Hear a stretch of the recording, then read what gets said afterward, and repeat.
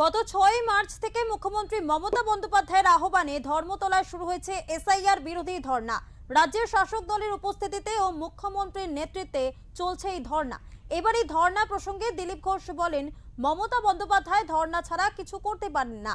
আমি বলবো আপনি আমেরিকার বিরুদ্ধে ধর্ণা দিন, খালি হাঁড়ি নিয়ে রান্না করার নাটক বন্ধ করুন।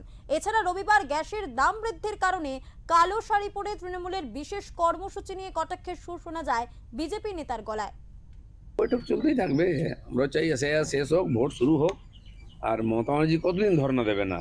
একটার পর একটা ইস্যু আসতে ধর্ণা চলতেই থাকবে, আর ধর্ণা ছাড়া কিছু করতে পারেন না। আমি বলছি একটা ভালো চান্স আছে, আমেরিকার বিরুদ্ধে ধর্ণা দিন এম্বাসির সামনে গিয়ে। কেন পেট্রোলের দাম বাড়ছে, কেন গ্যাসের দাম বাড়ছে, ওখানে খালি হাঁড়ি কুড়ি নিয়ে রান্না করার নাটক বন্ধ করুন, ক্রম কুইন। তো চলে যান আমেরিকার সামনে ধর্ণা দিন, মাস দেড়েক চলবে ইলেকশন অবধি, কারণ যুদ্ধ বন্ধ হবে না। আসল হচ্ছে টিকিটের লড়াই। এখানে নিউ টাউনে কে টিকিট পাবে? যার মুখটা বেশি টিভিতে দেখাবে, দিদি দেখবে, তাকে টিকিট দেবে। লড়াইটা সেখানেই হচ্ছে।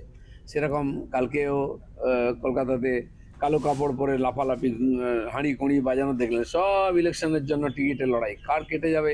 এখন ভাইপো টিকিট বিলি করলে অর্ধেক তো এইসব লোককে খুঁজে পাওয়া যাবে না, হাফিস।